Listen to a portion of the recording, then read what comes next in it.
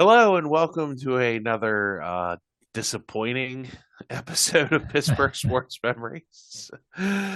As usual, I'm your co-host Steve Wirt, and I'm joined by. I'm Tim Hannon. And are you ready to have a giant collapse on your hands and be very disappointed, Tim? Yeah, I hope our show doesn't collapse as bad as this team did. Yeah.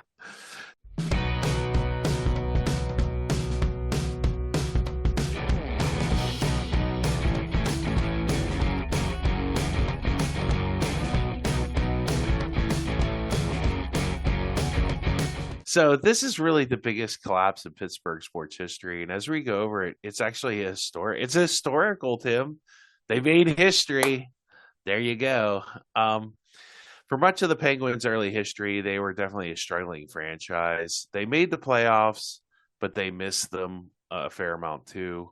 And nothing really epitomizes this era of the Penguins than the 1974-75 playoff series against the New York Islanders.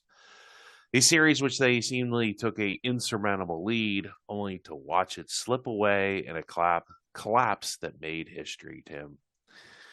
Yeah, I like to call them the New York freaking Islanders. yeah, yeah, maybe that should be the title of this episode, the New York Yeah. freaking Islanders. Um, of course, the Penguins were founded in 1967. They had made the playoffs in 1969 and 1970. They'd lost to the Blues in the semifinals, and they made the playoffs in 71, 72, and lost to the Blackhawks in the quarterfinals. And at this point in their history, they've had 8 seasons of playing hockey, and they've only made the playoffs 3 times, which isn't that's pretty subpar. Just for comparison, the St. Louis Blues, who were also an expansion team in 1967, had made the playoffs 7 out of the last 8 years. So I don't know what the Penguins' excuse were besides they were very not well run. um, Actually, if you want to check out our Flyers losing streak podcast, we did that earlier. That had actually started the year before, February 7th, 1974. So the Penguins aren't going to win in Philadelphia for a while too. Just also some other stuff that happened. The NHL had actually added the Washington Capitals and the Kansas City Scouts. Tim, woo! There's that hockey team in Kansas City that we wanted so bad. Um, there was also it was called the World Hockey Association, and that was an actual rival professional hockey league. And they were taking talent from the NHL. Like, for example, like I'll talk about Bernie Parent like later in the episode, but Bernie Parent is like one of the best goaltenders at that time, and he had actually played for the rival Philadelphia team of the World Hockey. I think they're Philadelphia Blaze or something. But then the Flyers were able to sign him away. And that World Hockey Association, they had many teams, like I think 18 or 20 at their height. But the only teams you might remember from them is teams like the Hartford Whalers, the Winnipeg Jets, the Edmonton Oilers. And their trophy was called the Avco World Trophy. I guess it was their version of the Stanley Cup. It's still around. It's hanging out somewhere in a museum somewhere in Canada. Why was that such a big thing back in the 60s and 70s to have like rival leagues? Because football had that, basketball had that. Yeah, I think it was because everything wasn't settled yet. Like we said, like they were still like trying to figure out how much the sports fans were willing to pay for and what cities could support a team and what would really stick in what cities and regions, and it just hadn't quite at all been settled and wouldn't be settled in some cities till the 80s. And even today, I mean, there's not really a minor league of football, but they keep trying to bring back that XFL, UFL. Like they keep trying to come up, and it's really, they just need to give up and realize that college football really is the minor leagues of football. But I digress. baseball never had a rival league. Maybe that's why, Well, because like you said, by the they 70s. did. Remember in our 1890s, Right, but like, that but was that was in years the before. right. They had that players league. That's why that Pirates theme stunk so much. So to your point, Yeah, then everything was settled in baseball, but the other three right, leagues weren't as popular. Okay, that makes sense. right. And what a shocker! Rumors, Tim, that the Penguins are being sold. Wow, that's not like every other year with like once again, aren't there rumors? Like actually, the Yeah. Penguins are trying to be sold again now as of 2025, back to Mario and Ron Burkle, maybe. I don't know. I don't know why the Penguins get sold and resold and bought so many times, but they do. And the NHL actually was considered moving them to Seattle, believe it or not. Them and the Kansas. I think the Kansas City team was being considered to move too. Um, and they were actually, I think I read in the paper there was potential buyers in the stands for one of the Blues playoff games. I do believe. So the cast of characters here, we got the Penguins coach. He's Mark Boulier. I apologize if I can't pronounce his name. He was a career minor leaguer, but he did coach the Penguins from 1973 to 1976. Um, the Penguins captain, Ron Schock, he had 23 goals, 86 points, 63 assists. He was the center leader of the team. He got traded to the team after he asked where he would like to be traded during a steak dinner. They're like, "Where would you like to be traded?" He was like, "Oh, the Pittsburgh," or I forget. He said some other city, but yeah. So, that of course was the height of the century line, Tim, which we had discussed earlier. Seal Apps, he played for the century line from 1970 to 78. Lowell McDowell was the left wing and actually played for the Hornets. Believe it or not, he was kind of the veteran of the team, and the Pittsburgh Hornets, which were the minor league hockey team before the Penguins were instated, I guess, or created. Um, he played also. He actually got the Bill Masterson Trophy because I guess he had a bad knee and he had returned. He actually played for the Penguins from 1970 to 1978, and he had got the Bill Masterson Trophy in '73. Jean Pronovost, he played with the Penguins from 1968 to 1978. He's the first Penguin to score 100 points in a season, and that was the next year, 75-76. So that was definitely their top line. They combined for 94 goals and 214 points. So they are actually called the bicentennial line. Get it, Tim? Get it? The bicentennial line? Because See what they did there. 1976. Yeah, how clever. On defense, they had a guy named Ron Stackhouse. He played for the Penguins from 1970 to 1982. That season, he had 15 goals and 60 points. That's actually pretty good for a defenseman. Gary Innes is the goalie. He played 57 games. He had 24 wins, 18 losses, and 10 ties. Yay, ties, Tim.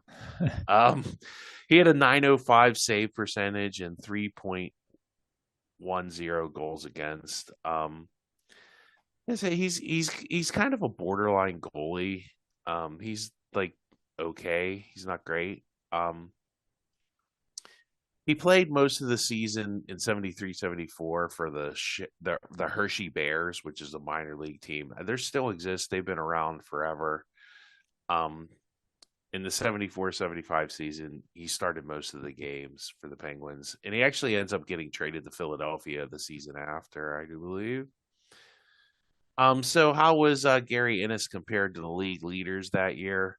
So the two best goalies that I thought, I mean, just in my opinion, were Bernie Parent and Ken Dryden. Bernie Parent, of course, I had mentioned before, he played for Philadelphia, for the Flyers. He was the best goalie that year for Philadelphia. He actually won the Vezina. He had been a two-time Vezina winner. He has 44 wins that year, 1.89 goals against, and a 9.924 save percentage.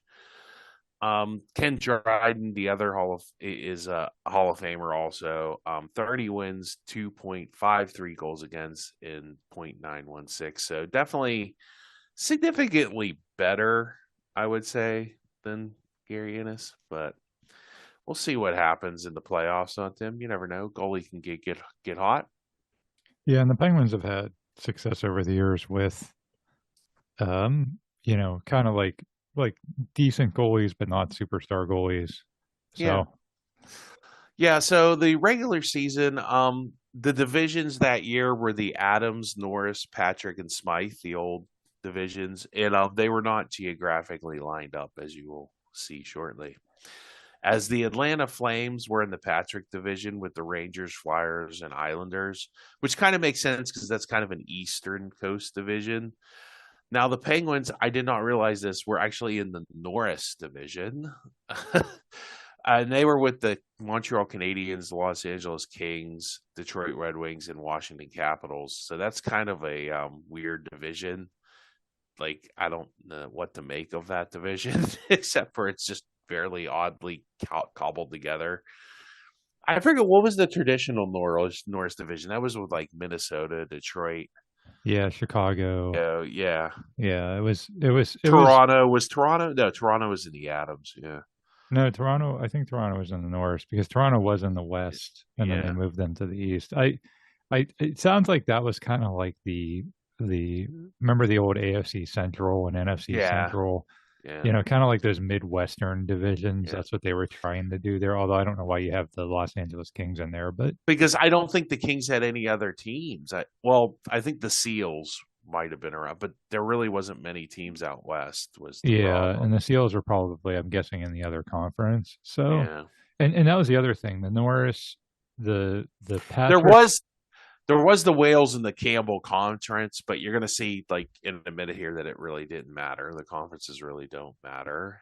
So which conference were the Penguins in? They were still in the Wales. Okay, so the Norris. These was in the Wales conference at that. It's so confusing because it's hard to keep track of because everything moved around and they really didn't. I think just because the teams, especially when they added the Western Canadian teams, like it just got like a mess. It got really a mess. Um. So, So, uh, so, so I'm sure you're going to get to this, but what you're saying is the Penguins were in the Wales conference, but the Islanders, the Patrick division was in the Campbell conference, I think so. but they still played each other in the playoffs. Okay, interesting. I'm going to get to that. Yeah. Yes, See. yeah, I want to hear Uh, about this. So go ahead. okay. So the three best teams that year were the Oh, and the Penguins are still in a 5-team division. Remember, we talked about that, how that really didn't favor them, didn't do them Yeah. any favors. The three best teams that year were the Canadiens, Flyers, and Sabres. They all finished with 113 points. So the Penguins finished third in their division with 89 points. They're behind the Kings and the Canadiens in the Norris division. And they actually would stay in the Norris division until 1981, until they moved to the Patrick division. Fun stuff that happened. John Pronovost scored 300 points for the Penguins. Was the first player to score 300 points for the Penguins. I guess it's over a career. Seal Apps recorded 200 assists for the Penguins. Pronovost also became the first person to play in 500 games for the Penguins. Pierre LaRouche, who's a great rookie, established a rookie record for the Penguins. Ron Schock established a new assist record for assists in that season. He also established a new franchise record for points in a season, 86, by besting the previous high of 85. And Ron Stackhouse had the record for assists for defensemen. So the Penguins had a really good season this year. They really did, with this core of younger players. Yeah, yeah. Pierre LaRouche especially was. Yeah. You said he was a rookie. He Yeah. was apparently like a very popular with the ladies kind of a player. Yeah. Kind of like Yager, kind of a little bit like Yager was, 20 Well, years later. it's kind of funny. Like I was reading the paper, and after one of the games, like the guy was like commenting, "Oh, a pretty good looking chick." I was like, "Oh my gosh, couldn't write that in the paper Oh my today." gosh, yeah, that would not be. It's like, wow. acceptable for Love sure. 1975 newspaper stuff. It was great. Um, so with the new conference and division structure, a new postseason format was also introduced. So the top three teams in each division made the playoffs, and all 12 clubs were seeded 1 through 12 based on regular season points, regardless of conference or division. So they basically just took everybody that was in the top three of the division, put them in a big pot, so to say, and then seeded them. So it's almost like the regular season was just a big round robin, if that makes Okay. any sense, Tim. Yeah, yeah. That's kind of. Yeah, Do you remember they did that the COVID year or two? They redid all the yeah. divisions, and that was the year you had Montreal and Tampa Bay playing each other in the finals, even though both those teams are traditionally in the same conference. I So kind of liked. I kind of liked like what they did in COVID, and I thought they should stick with this. Is just put all the Canadian teams in one like yeah, conference. yeah. They had them all. They had them all in one division. It was called like the North Division or something. Well, And like even just it, like all the, but it would be so uneven. I guess it wouldn't lend itself to play. But that way, like at least for the playoffs, I would guarantee a Canadian team in the final, or at least have them be able to make the conference final. So you always have like a Canadian team going far. That would be my. yeah, I don't care about that.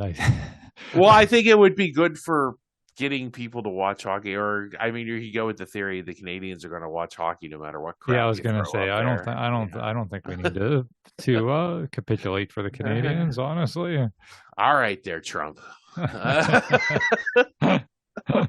um. Anywho, tariffs aside, the seeding ended up being the Flyers were the one overall, the Sabres were the two, and the Sabres had a great line called the French Connection, which is just, I guess, that named after the movie, or maybe they were French or whatever. No word of Gene Hackman was on the line. The Canadians were third, the Kings were fourth, the Bruins were fifth, your Pittsburgh Penguins were sixth, the Rangers were seventh, the Islanders were eighth, the Canucks were ninth, the Blues were 10th, Blackhawks 11th, Maple Leafs 12th. And after each playoffs, they reseed. So I guess according to points. So the Penguins in the first round, which they called the preliminary round, which is interesting because remember those other teams got a first round bye. Um, so the division winners get a bye to the second round. The other teams had to play a preliminary round, so the Penguins had to play a Blues in a best of three. And Tim, good seats still available for Game 1 of the playoffs. By the way, in Game 1, the Penguins came back from a 2-0 deficit and a 3-1 deficit in the third. The game winner was scored by Pierre LaRouche. Woo! They go up 1-0 on the Blues. And then in Game 2, the Penguins win 5-3 in St. Louis. The game winner is scored by defenseman Colin Campbell. He puts the winning goal past Blues goalie Eddie Johnston. Uh-huh. Yes, that Eddie Johnston, who is being inducted in the Penguins Hall of Honor, or Hall of Ring of Honor at some point. And so it's kind of weird, like the connections. Like I didn't figure I would recognize too many people, but I recognized more people than I thought. So at the end of Game 2, I guess the fans in St. Louis were mad about a call, so they were throwing stuff on the ice, and two brothers named, I guess, Plager, and they were Bob and Barclay. They actually attacked the referee, and as the fans were throwing stuff on the ice. And the name of that referee, Tim, is Andy Van Hellemond. Gosh, guy was around forever. Yes, that guy was still officiating, I think, in the 2000s. I think he retired like 2001 or something. It was like great. I can't believe he made it all the way to the 21st century officiating. And Colin Campbell, the guy that scored the goal Yeah, there for the Penguins, he became one of the league's like executive yeah, director of operations. Remember during the lockout, he was the one that yeah. that would dole out. He was like the Roger Goodell, Yeah, he would go all punishment. right, right. So the Penguins win the series 2 games to none. I remember reading some of the Penguins that said, "Oh, we knew we could come back against them. We weren't too worried when we were down." I guess Eddie Johnston was at the tail end of his career. I would have to imagine at that point, since like 10 years later he's going to be picking Mario Lemieux. I mean, not even 10. It's like what 7 years later, or no, 84. So I guess almost 10 years later. It's weird how life works like that, huh? Yeah. Yep. So, the series with those freaking New York Islanders, Tim. We are going to get to know your New York Islanders of 1975. And the more I researched this, the more like I always kind of had like kind of I knew this guy was a good coach, but I really became like I think this guy is like the most underrated coach in hockey history. Maybe is and maybe just in my mind he was because you don't hear much about him. Like you hear about Scotty Bowman, Toe Blake, Mike Babcock, all those guys, even Mike Sullivan, but you never hear about Al Arbor. I mean, I mean, you've heard of Al Arbor, right, Oh, Tim? sure. Yeah. I mean, yeah, he's one of those like I wish I could find a good comparison to like another sport, but like one of those guys is He's like, oh very yeah, under the radar. He's like, I don't know. I don't know who to. maybe like a Joe Gibbs, like Yeah, yeah, like yeah. when you think back to like the era of football that Joe Gibbs coached in, you had like Bill Walsh, and you still had Chuck Nolan, Tom Landry, and Don Shula. But Joe Gibbs won 3 Super Bowls and was an With all-time great coach with a bunch of different with a bunch of quarterbacks. different Yeah, quarterbacks. But yeah. people don't normally like when you're thinking of all the great coaches. If you just said like name 5 great coaches from You probably that leave out era, Joe Gibbs. you'd Yeah, probably leave out Joe Gibbs. Yeah, and I yeah, think Al Arbor is very similar. yeah. The Islanders in their I guess their first season had a terrible year, 72-73. So they hired him in 74, and you know what? Al Arbor did not have a losing season for the next 19 years. Wow. It's impressive. I mean, I know hockey isn't like super hard not to, but I don't know, that's impressive. Well, unless He you live in Pittsburgh, then Yeah, you get annoyed by the coach only yeah, having non-losing seasons. yeah. He had a low key coaching style. He liked to mentor his players. He wasn't like a yeller or a screamer. Like he was the opposite of Mike Keenan. Um, he had a philosophy. I remember hearing him say this in the that you had to be able to play different ways or be able to adapt to teams that play different ways to win the cup. And I always thought this was like because it kind of makes sense to me. In the years the Penguins have won the cup, they've been able to at least decently play all these ways. You have to be able to run and gun, which the Penguins always could. You have to be able to play a defensive style, which the Penguins never could. And you have to be able to like, do the power play, like because some teams just try and beat you like by taking penalties or always getting a penalty, like be good on special teams. And I always thought that was kind of like an interesting insight because that really is something like each series it's like you could face a team that could be good or bad at one of these things and that might be their strength. So he was actually an innovator and back in the 70s this was kind of a new, I guess maybe not in football because they always watched film, but he started to use like video to review. So I think in hockey that was definitely a newer Mm. thing, I'm sure. um The Islanders as a team actually finished third in the Patrick division with 88 points. So, these teams were pretty close in points and season wise. Dennis Potvin, he's one of the pure defensemen in the NHL. He actually scored 21 goals that year, which is really good for a defenseman. He states that he likes to hit and play mean. He finishes behind Bobby Orr because, good God, it's Bobby Orr still playing very good in the 70s. In the Norris Trophy voting for best defenseman. I mean, I kind of don't blame them for voting for Bobby Orr. He was really good. Ed Westfall is like the old man of the bunch, but he's like a veteran player. They're a pretty young team, also. Like the Penguins are a young team, but the Islanders are a very young team too. And he's a right winger, played with the Bruins, had won Stanley Cups for the Bruins in 70 and 72. He's kind of a defensive minded player, but he did score 22 goals. He's the team captain. Clark Gillies, He's their left wing, and he's not related to that other Gillies guy that started all those fights with the fight night on the Islanders. They are not related. It, he started scored 25 goals in 1975. He was actually born in Moose Jaw, Saskatchewan. He learned to skate at 4 years old. That's the river. Like what? He literally like learned to walk, and the next day was like, okay, here's your ice skates. Like I remember my parents used to say that like when we go to a hockey game. It'd be like my parents would go, oh, they learn those Canadian kids. They learn how to skate before they can walk, or it's like. Yeah, that's the most Canadian thing ever, learning to skate at 4 years old. And then he was playing hockey at 6. So Also the most Canadian thing ever. well, he was Moose Jaw, Saskatchewan. Yeah. Yeah, true. They have a goalie named Billy Smith, who I do believe is in the Hall of Fame. He 58 games he played. He had 21 wins, 2.78 goals against.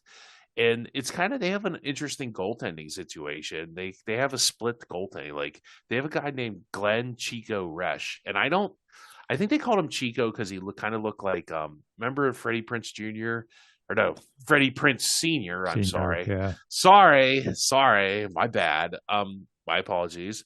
But Freddie Prinze Sr. He looked from Chico in the Man. I guess he looks like Freddie Prinze Sr.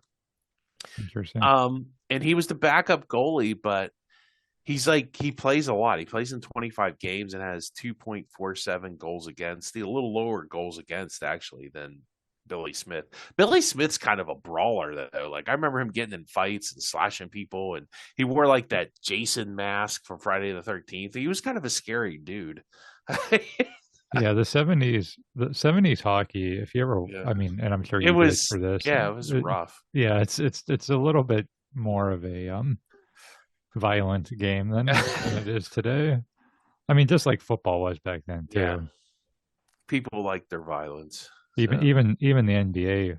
Yeah. Remember like Kermit Washington and stuff like that. It was even the NBA was more violent. So the Islanders actually played the Rangers, and they were underdogs in that series, and they forced the Rangers to a game 3 and upset them. So the Islanders are kind of a good team, and they're like when their backs are against the wall, it seems to be they play their best hockey. So the Penguins had the home ice advantage. I don't know if they had more goals or how they even determined that. The game was in April, and the Penguins actually hadn't played the Islanders since February, and the Penguins had actually lost that game 2-1. So I don't know. And the Islanders, like their goaltending and defense, they were doing very well. They only had one of the lowest 2.76 goals against for the second half of the season. So the Islanders are playing good defensive hockey. And after the Rangers series, Coach Al Arbor states that he feels like they're a Cinderella team and they just put on the slipper. So he thinks they're like Cinderella. I don't know. And guess what, Tim? Good tickets are still available before game 1 of the Islanders here. Yeah. Was this at the Civic Arena? Yeah. Okay. So this is the classic defensive team versus offensive team. The Penguins are their high flying usual self. They got Gary Ennis in goal. They're going to score some goals, and the Islanders are going to try to not give up very many goals. So, and there are articles actually in the paper, like comparing this young Penguins team to the young up and coming Steelers at the time. I think the Steelers had won a Super Bowl. I'm not sure. They won in 74.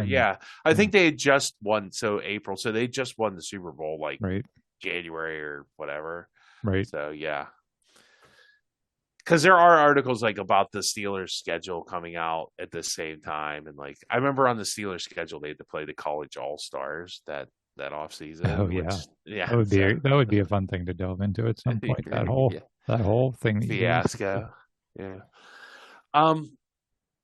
So game 1 is a shootout. The Penguins win 5-4. I don't think this is the game the Islanders really wanted to play.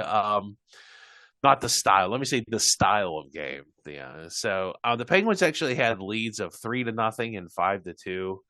but they keep giving up like leads, and they had to kill a penalty late in the game that ended up being a 6-on-3, 6 skaters versus 3 skaters, because they pulled the goaltender with a while they had a power play, which was kind of smart. Um, Dennis Potvin says after the game that Gary Innes sucks, but he didn't score any goals. So how bad did he suck there, Potvin? Wow, that's surprising you say that during the series. But I guess back then the bulletin board material wasn't as prevalent. uh, Billy Smith gives up 5 goals in the loss, so not off to a good start there.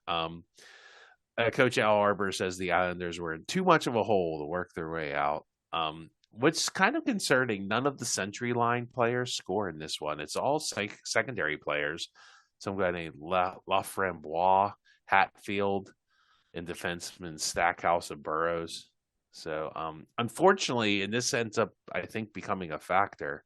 Yeah, but I mean, like, to be fair, how many other playoff series or playoff games have the Penguins played over the years where the stars don't score, but some secondary guy does, and they do okay? That you said that before about the playoff, Steve. Like, it really takes like a whole team effort. It does, but I think it shows that maybe like they're probably matching up with Potvin and what's his name, the captain Westfall against the Penguins top line would be my guess. There's really no video, not much video on this, so I wasn't able to. I had to. I 90% of me was reading the newspaper to find out what happened. So And I guess that's good for like a game, like you can steal game one or game two. But if it's a long series, that I guess the lack of the stars scoring yeah. might catch up. Well, more importantly is that Penguins defenseman Barry Wilkins is hurt and out for the season, and they actually have to play that game with 4 defensemen, Tim. Wow. So yeah, they're already not a great defensive team, and they're now down a defenseman. And guess what? There was a crowd of 13,404, and it was the largest to see a hockey game in Pittsburgh at that time. So those tickets did sell. They always say Pittsburgh's a great walk-up town. So game 2 is still in Pittsburgh. Goalie Gary Innes is out playing Billy Smith for the Islanders as the Pens win 3-1. The Century Line does get going in this game with John Protovos and Lowell McDonald scoring for the Penguins. Clark Gillies scores the lone goal for the Islanders. Billy Smith calls the Islanders' effort lackadaisical. The Penguins' Lowell McDowell is cautiously optimistic, stating that they can win in Pittsburgh, but can they win on the island, Tim? The Islanders' Gary Howat observes I think he's a forward. It observes that they aren't playing scared hockey and not checking enough on the Penguins. So maybe, like I said, the Islanders are a young team, so maybe they're just not, figuring it out yet here. So game 3, this is on the island, and in a 7-game series, you're just looking to win one game on the road. If you can do that, you're in pretty good shape. And conversely, I always say you're not in trouble until you lose a game at home in a 7-game series. So it kind of cuts both ways, Tim. Yeah. So in game 3, it is Penguins 6, Islanders 4. And it's another shootout. Gary Innes gives up 4 goals, but he kind of does the Marc-Andre Fleury, Tom Barrasso thing where he stops the ones he needs to. And late in the game, Gary Islanders defenseman Gary Howat hits goalie bomb or Gary Innes and knocks him dizzy. Actually, kind of like probably concusses him. And like the Penguins had a big lead late in the game, and he kind of gives up some like soft goals late because I think he was actually kind of like out of it. So, but it was a 70, so you got to stay in there, tough it out.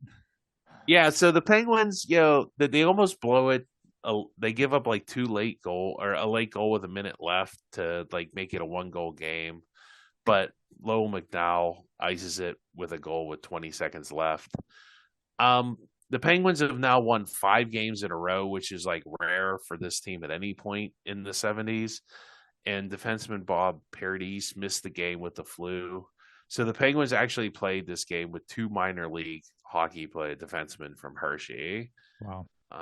Al Arbor, for his part, says the Islanders are making too many mistakes. So I don't know. I mean, it's a historic. Normally 3-0. It's not been done a lot, and we'll get into that later. That it really, normally in a 7-game series, when you're up 3 games to none, it's not very likely that you're going to come back and win this. And by the way, and I heard this did play a factor because I think they had to move one of the games. So they said John Denver had to cancel his concert that was scheduled for this day to accommodate the hockey game. I don't know if people got their refunds or, Rocky Mountain High, Colorado. Not John. So John Denver was supposed to perform in New York. At the whatever Nassau. It was Coliseum, Yeah. And they had to cancel his concert so the Penguins could play the Islanders. This was, I think, now this when I looked back, a lot of players cite this game as the game where they lost the series, Game 4. This is in Hills, but there's a key thing happens is Al Arbor realizes that maybe he should start playing his backup goaltender, and you'll see from here on out. Let's see. Yeah, you're going to see. This is very interesting. From here on out, the Penguins, from here previous, the Penguins in the Penguins 5, 8, 14 goals. They'd scored 14 goals in 3 games. Wow. So in the next 4 games, I guarantee you they will not be scoring 14 goals. They switched to Glenn Risch or Chico Risch, whatever. And he responds. In Game 4, the Penguins lose 3-1. And it's actually kind of like a way closer game because the Islanders scored 2 empty net goals at the end of the game.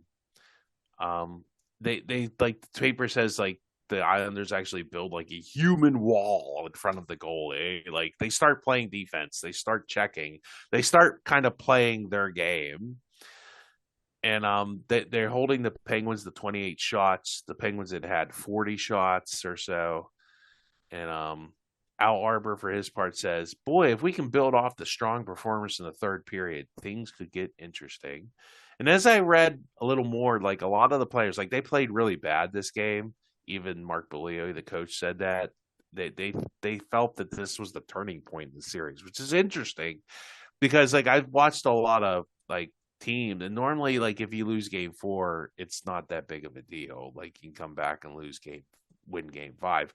I think even in the Stanley Cup final, didn't the Penguins, they lost the Game 5 like 5-0 or 8-0 or something against the Red Wings one year, and they came back and forced a Game 7. So correct. So I don't know. Once again, the Penguins are not a veteran team. So they have some veterans. I mean, like, they do have Battleship Kelly and they have like more brawlers than like actual defensemen too, which isn't really good.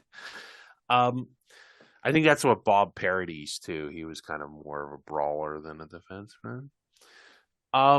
So Game 5, Glenn Risch signs again. He stopped 16 shots in the first period. So the Penguins kind of find their game and kind of dominate that. But, Bob Ennis, Gary Ennis, is starting his 7th game in a row. So he started 7 games in a row, but they are taking breaks in between. Like they asked Mark Bolio, the coach, and he said, well, he'll rest, he gets a day off in between these games. So, he'll just rest then. So, and that's typical for playoffs. You're not going to pull like, oh, we're just going to take you're not just going to do that. So, but, once again, he gets outplayed by, this Chico Risch, and the Islanders win 4-2. He's not now. The Penguins have gone from scoring 3 goals a game to like scoring 1 or 2 a game. And that very much favors the Islanders, especially with their goalie playing so well. I think the goaltending might start to wear down a little bit, but now the Penguins too, they're playing from behind a lot.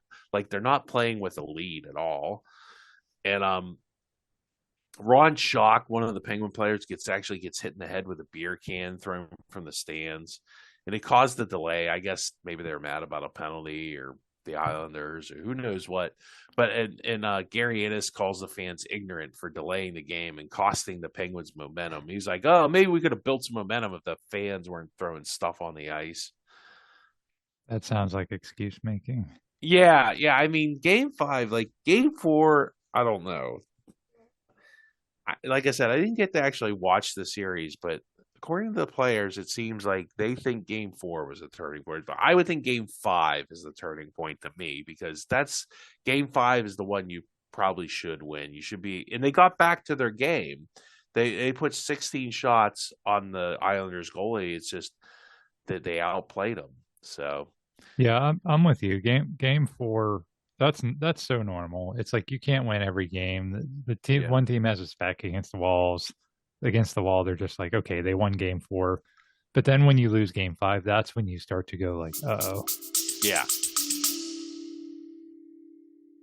Hey everyone, just wanted to take a pause in the episode here to let you know that our book chronicling the entire history of the Steelers-Ravens rivalry is now 35% off for the holidays. Think about the Steelers fans in your life who you need to buy a Christmas present for. Maybe your dad, your brother, son or daughter, or even a friend. This would be a great way to give them a nice gift without breaking the bank. This book will be at a discount for a limited time only, so tap the link in the show description to order your copy today, and thank you so much for supporting our show.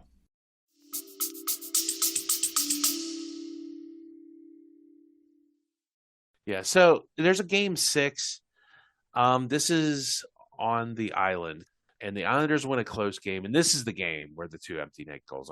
I misspoke. Game 6 is the 2 empty net goals at the end. This is a very close, hard fought, 1-goal game. Glenn Chico Rush says the Islanders have discovered a system of forechecking that is keeping the Penguins from scoring like they did early in the series. He also says that he's in love with his goalposts because actually the paper said that he was having an affair, and I was like, what is this? And I was like, oh, because I guess the Penguins have hit a couple posts in this series, and this is one of those games where that happened. So, and I think the paper actually said that he went over and kissed his post or something. I don't know if they were just joking or if that really happened. Remember, like Fleury did that in one of like where he kind of like gave the post some love after, so goalies are an interesting bunch there, Tim. But I just love the paper said, oh, he's having an affair. I'm like, what? Why are they publishing stuff about his personal life? Who cares? And I was like, oh, it's because he said he loved the post. Yeah, I feel like that's something else that would be written a little differently today, but that's okay. I mean, they could have said is in love with his post, and or getting a lot of help from his post or something like that. Yeah, different. But it was still funny. Yeah, I think so. And a lot more harmless than there was a cute babe in the.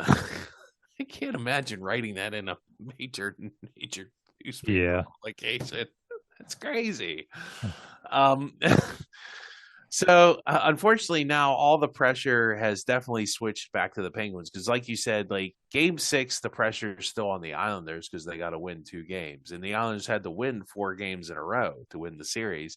So now I always feel when you go into game 7, the pressure shifts to the team that had the early 3-0 lead. Would you agree, Tim?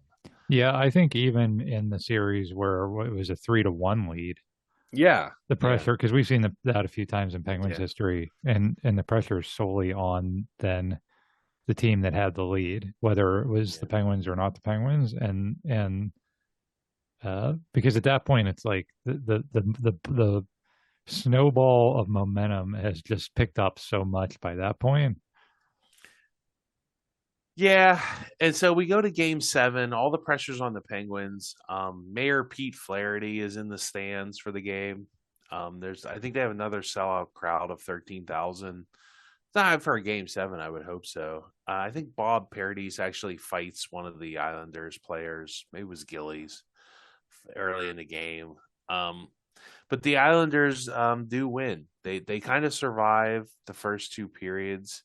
That Resch, the goalie, really turns away the Penguins. Al Arbor even says that the first 2 periods of this game 7 were the worst 2 the Islanders had played in their in their 4-game winning streak here. Um, Pierre Lou and they lose. What's his name? Ed Westfall scores with like I don't know 5 minutes to go in the third period. So the game goes. I think somebody hit a post too. Again, those darn posts that are in love with Chico Resch. Why they don't love Gary Innes, I don't know. But they're cheating on Gary Innes with Chico Resch, I guess. Um, the it's just Pierre LaRouche complains about a holding call that wasn't called on a chance that he had. He said he was held by Dennis Potvin. He rode him into the boards and he wasn't able to get a good. I don't know. It probably was. It was the 70s. They did hook and hold a lot back then. For his part, Penn's coach Mark Billio, whatever, says the team got overconfident, saying they played terrible in Game 4, but were a little better today. So according to the writer Al Abrams, who was also the guy who wrote the cute chick comment, he said that fans were singing "Cry Me a River" after the game, and there's also fans saying, "Oh, well, if you can't win 1 out of 3 or 4, you don't deserve to win." It's like that old, the 4th and 1, you can't get a yard. It's kind of like the same kind of mentality. So that Westfall goal with 8 minutes left or whatever, that was the only goal of the entire game. It was 1-0. Oh, that's brutal. Yeah, it's a 1-0, and it was 0-0 in the third period. Wow. So actually, Gary, I mean, 1-0, you really can't blame your goalie on that one. I mean, that's a pretty good goaltending performance. Right. So yeah, you gotta be able to score a goal when your season's on the line. Yeah, I just think Resch and the defense of the Islanders just especially maybe wore down the Penguins a little bit. Just were able to nullify. Maybe there was something strategically they were doing that was, they couldn't adjust to. So, but cry me a river, Tim. So why did the Penguins lose, Tim? I'm going to say, what about playing with 2 minor league defensemen? I think that would definitely hurt your team, especially. It's so weird. This is such a different series. Like the first 3 games are so offensive and the last 4 are so defensive. Like I said, there were 14 goals in the first 3. In the last 4, there was 1, 3, 4. There were 4 goals. Wow. Wow. And the Islanders, scored 3, 5, 9. They scored 10 goals in the last. So it was like a switch was flipped or something. I don't know. And maybe did the Innes, the goalie, wear out? I don't know.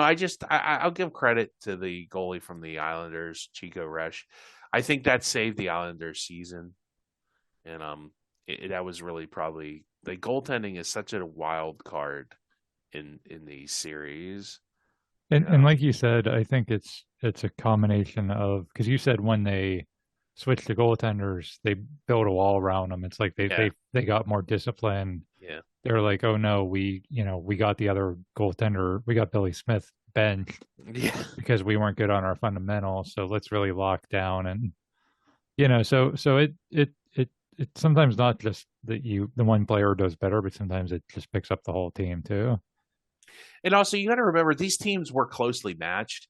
They had played, within 1 point, of each other, where they finished in the regular season standing. So it wasn't like, one team was like clearly better or anything. Probably should have been a close series the whole way. It just was weird how it played out. Right. If it would have been a 7-game series, because the Pens won 1, the Islanders won 1, 2, like that would have made more sense. But my goodness, you can't blow a 3-0 lead. Yeah, a lot of bad luck too. The Penguins hit a lot of posts. Obviously, maybe those darn posts were so in love with Chico and the man. So, what could we have done to make the hockey gods love us? So now we get to the aftermath, and the aftermath is pretty depressing, Tim. It's Berlin, 1945 here, people. I just joking, not really. Islanders, they actually go and play the Flyers in the next series, and they actually go down 3-0 against the Flyers. Well, what will they do there? Well, actually, they do the same thing. They force a game 7 after being 3-0. But you know what? I don't know if it said Bernie Parent was hurt, but I think Bernie Parent did play this series. So, they had Bernie Parent. The Flyers aren't going to be intimidated by physical play. So the Flyers do win that, but it takes them 7 games to win that.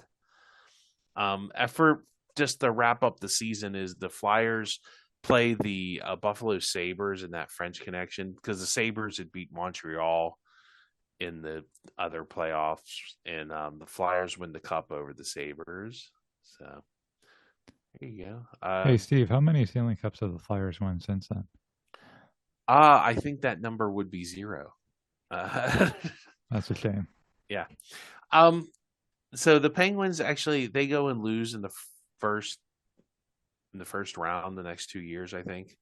But they do make it to the semifinals in 1979. I think was that another one they lost to the Blues. I did look that up. I think they lost to the Blues, and it's kind of weird. They for all those great teams with that Pronovost and all them, they never make it past the semifinals until 1991. And I think they stopped. They didn't make the playoffs for a while after 79, I think, or 81. So for his part, Boulier moves on and coaches a team called the Quebec Nordiques. I forgot to mention them. They were a WHA team that moved to the NHL too, but they're defunct. They're now are they in Colorado? Yeah, they're the Avalanche. Yeah. And he actually wins that Avco Cup in 1977. I mean, I don't know how. I mean, they did have some talent, but they hadn't gotten some guy named Gretzky in 1979 who played for Edmonton. So they put a little bit of an asterisk on that one.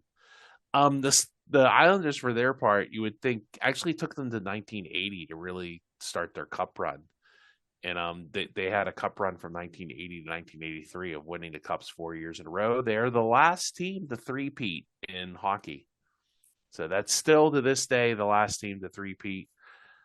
But it's not the last team to three-peat in sports. We've gone over that. Al Arbor, for his part, haunts the Penguins in 1993, beating probably the greatest Penguins team ever on a shot in overtime in Game 7, I do believe. Yeah. Yep. Who scored it? Was that Volek or David Volek? Yeah. Dennis Potvin, for his part, is in the Hockey Hall of Fame. He's considered one of the 100 greatest players in the NHL, Tim. He ends up being a really good player. Gary Innes, like I said, he bounces between the NHL and the minor leagues for the rest of his career, gets traded to Philadelphia. I think he played for the Capitals a little bit. Really doesn't do much of anything after this series. I can't see why. Yeah. The century line does stay intact, but like I said, they never make it out of the second round of the playoffs. So for historical context, Tim, would you say this is the greatest collapse in Pittsburgh sports history? I mean, it has to be. There's only, I don't know if you're going to go over this, but there's only, 5 times in any sport, any major sport that has a 7-game series.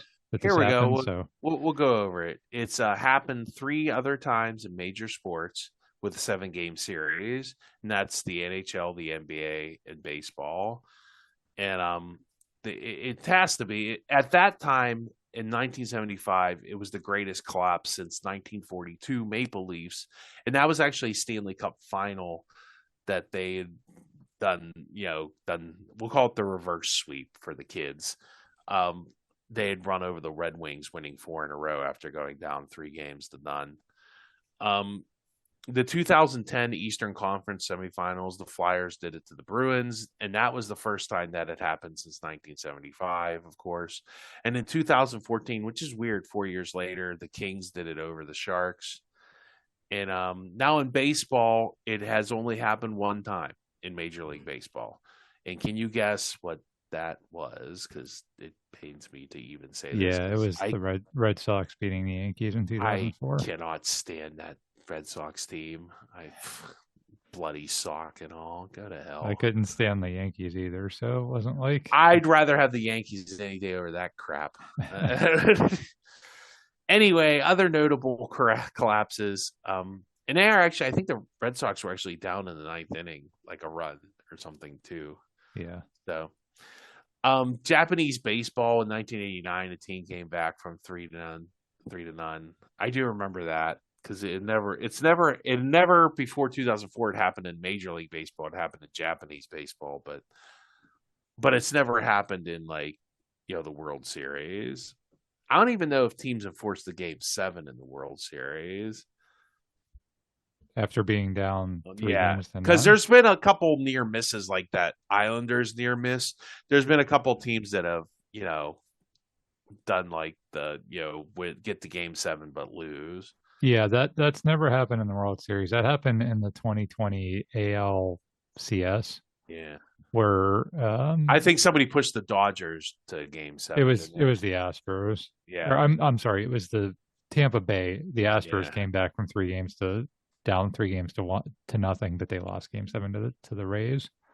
And then there was another 2024 was another almost where in hockey where the Panthers let a 3-game to none lead slip to the Oilers, but they Oh, did that's right, make but then they won game 7. 7. Yeah. Yeah. And it's never happened in the NBA, correct? No, no, never happened in Okay. the NBA. So between the three major North American sports leagues that have 7 game series, that's MLB, NBA, and NHL, you're saying it's only happened 5 times total. Correct. Correct. Wow. And the Penguins are one. It's Wow. historic, Tim. It's history. Wow. You've made history. So to answer your earlier question, yes, this is the biggest collapse in the history of Pittsburgh sports. I think that's concluded. Well, I mean, I tried to like do some other ones like 2020. I remember this. The Steelers start 11-0 and finish 12-4 and lose to the Browns. That's a pretty good collapse there, huh? Yeah. Yeah, but that team wasn't. I know they were 11-0, but they weren't that good. I don't. I'm sorry. You're 11-0. You're 11-0. Yeah, but they weren't. I think they They, would have been fine. I will have to do a whole yeah, podcast on that. that's a separate topic, but I don't think that's as big as a collapse as the 75 Pens. That's a weird season to begin with, and there's a lot of reasons why that was a veteran team, and the NFL did them no favors. I'll leave it at that. So, how about the Pirates blowing a 2-0 lead in the bottom of the ninth against Atlanta? I mean, that's bad, and that's been horrific, and we've gone over that in other ones, the Sid Slid stuff. But I don't think that's as bad as this. No, I don't know. I mean it's worse in terms of what it meant for the franchise and everything else. Yeah, Although then again, I mean the Penguins. I don't know if you're going to go over this either, but I mean that after they lost that playoff series, it was like a month later that the IRS padlocked their doors. So I'm not yeah, saying that they would have uh, if they win that series and move on and make a run to the cup. Do they declare bankruptcy? Do they have sell enough tickets? Do people really get excited? Because you said the Steelers had just won the Super Bowl. The Pirates were yeah. really good back then. So imagine the Penguins make a run to the Stanley Cup Finals.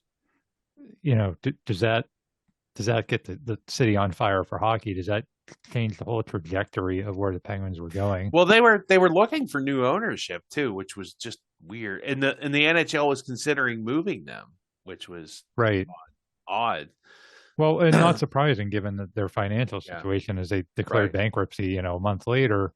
But that would have been harder to do and Yeah, where owners would have been easier to find. All that stuff would have gone smoother had they made this run and the city would have been excited rather than blowing a 3 games to none lead and everybody's like, well, they suck. those 13,000 sellout people that didn't normally come to hockey games, I'm guessing probably weren't excited to come back the next season after watching that.